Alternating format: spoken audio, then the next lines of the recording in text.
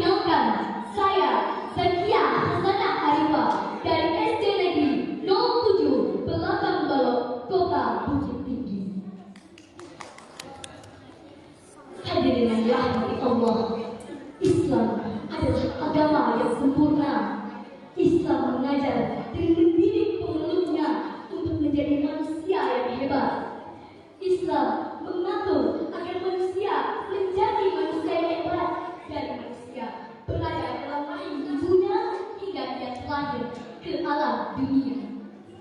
Pada kesempatan kali ini, izinkan saya untuk membawakan sebuah pidato yang berjudul Kebiasaan Anak Indonesia Hebat, Cerminan Akhlak Mulia. Sebagai seorang pelajar, sebagai seorang generasi muda, dan sebagai seorang anak Indonesia yang beriman, kita harus memiliki kebiasaan-kebiasaan baik yang berkarakter mulia. Nabi Muhammad SAW bersabda, Bismillah. Boleh pegang aja, boleh Kak. Masih tempat. Itu saja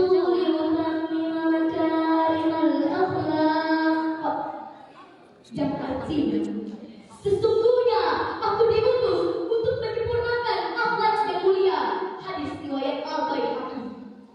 Hadis tadi mengingatkan kita bahwa akhlak dan perilaku baik merupakan bagian penting dari ajaran agama Islam dan merupakan kunci untuk menjadi anak Indonesia hebat.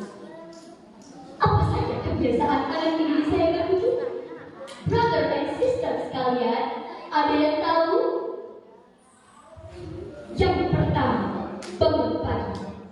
Studi University of Toronto menyimpulkan bahwa seseorang yang bangun pagi akan cenderung melaporkan tingkat kebahagiaan dan suasana hati yang lebih baik. Senada dengan firman Allah Subhanahu wa Ta'ala pada surah Taha ayat 130 yang artinya, maka bersabarlah kamu atas apa yang mereka katakan dan bertasbihlah untuk memuji Tuhanmu sebelum matahari terbit dan sebelum terbenamnya.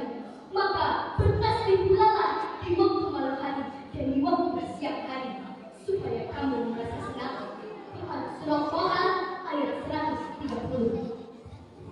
Berdasarkan ayat di atas, Allah Subhanahu wa Ta'ala memerintahkan kita sebagai hamba-Nya untuk bangun di pagi hari, menyambut fajar datang sembari bertasbih, mengucapkan kesucian.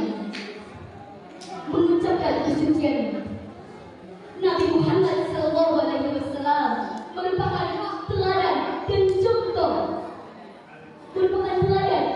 contoh yang mendisiplinkan dirinya untuk bangun pagi, bahkan sebelum subuh. Kebiasaan anak Indonesia hebat yang kedua adalah gemar belajar. Gemar belajar adalah jembatan menuju kehebatan, karena hanya dengan belajar seseorang akan mendapatkan ilmu. Ketika seseorang berilmu, ia bukan sekadar dihormati oleh manusia, melainkan Allah menitipkan derajatnya di dunia maupun di akhirat, sebagaimana firman Allah Subhanahu wa Ta'ala